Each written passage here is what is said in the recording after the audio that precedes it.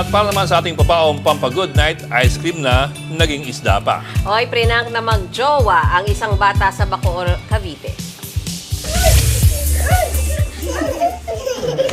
Awak mo. Awak mo na. Open na, open. Ano gusto mo dyan? Wewo?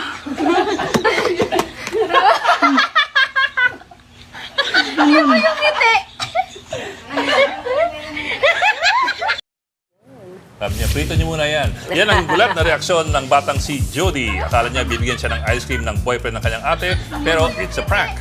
Tilapia pala ang laman ng container. Kwento ng uploader na ate ni Jody, sobrang favorite ng kanyang kapatid ang ice cream. Para makabawi, binilhan nila ng totoong ice cream ang bata. Pampawala ng bad trip, may bonus pa yang donut. Mga kapatid, Ed Lingaw po, maging maalam at may pakialam sa mga napapanahong balita sa ating bansa.